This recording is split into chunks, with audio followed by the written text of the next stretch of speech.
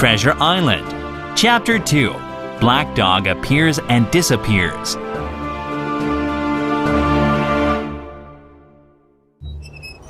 Early one frosty January morning, the captain walked to the beach with his cutlass, the sword he always kept by his side, swinging under his old blue coat.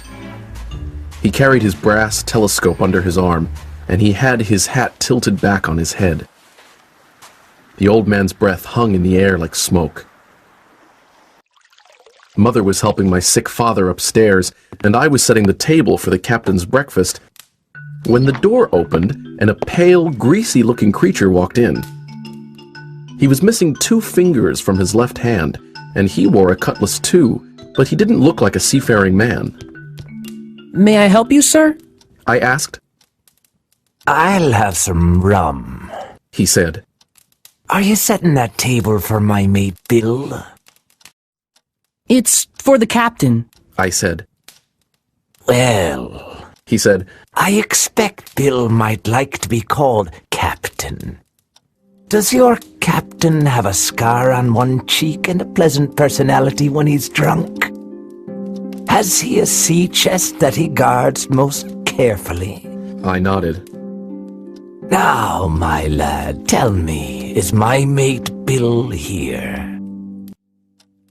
"He's out walking," I said. "He'll return soon." "Ah," said he. "Good."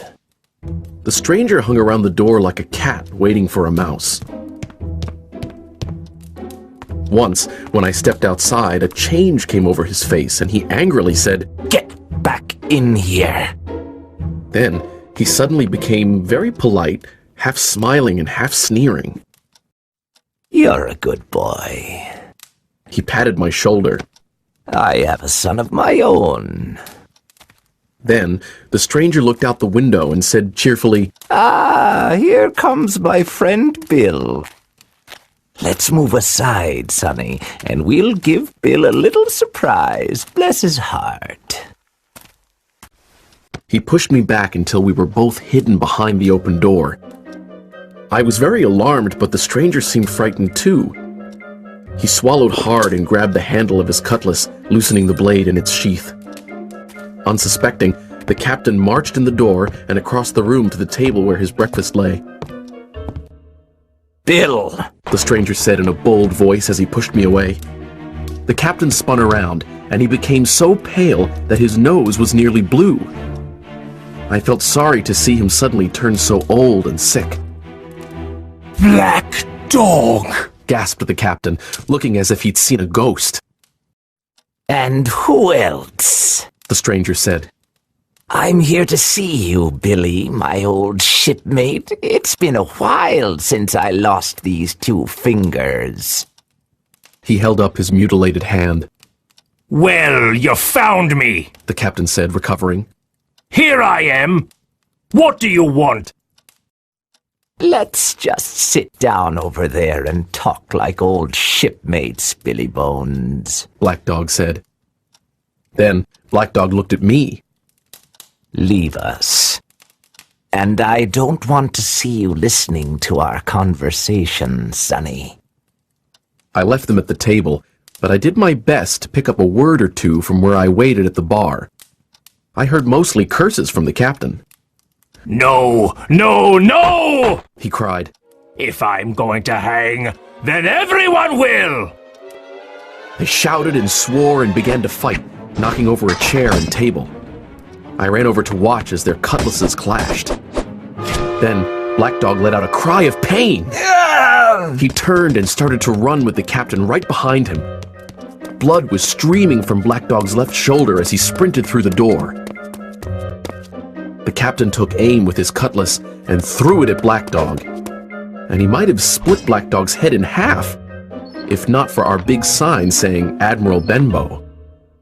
The frame still has a nick where the sword hit it. Despite his wound, Black Dog ran off and disappeared over the hill. The captain rubbed his eyes and went inside. "Jim," he said, clutching the wall. "I need some rum." "Are you hurt?" I cried. "Rum," he repeated. "Rum, rum!" Shaking, I ran to get it, but My hands were so unsteady I broke the glass and had to fill another. Suddenly, I heard a loud crash and ran toward the sound. The captain was lying on the floor. Alarmed by all the noise, Mother came downstairs. He's drunk. What a disgrace. She cried. And with your poor father sick. My mother and I raised the captain's head. His eyes were closed, and he was breathing loud and hard. I had the rum, but his teeth and jaws were shut tight.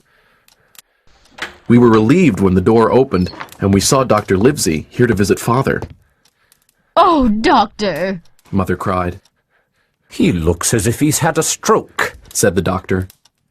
Now, Mrs. Hawkins, run upstairs to your husband. I'll do my best to help this worthless fellow.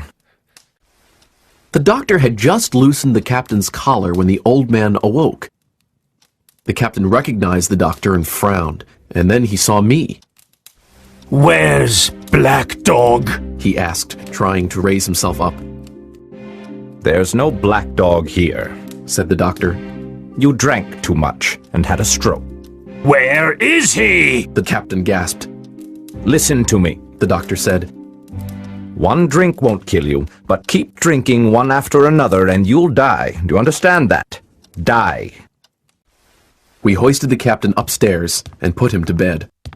Heed my words, said the doctor. Rum will kill you. Out of earshot, the doctor told me he should rest for a week. Another stroke could end his sorry life.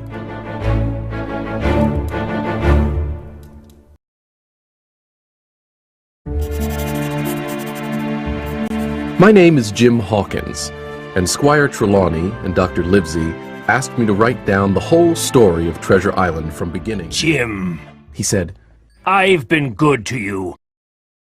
But now I'm low and alone. Bring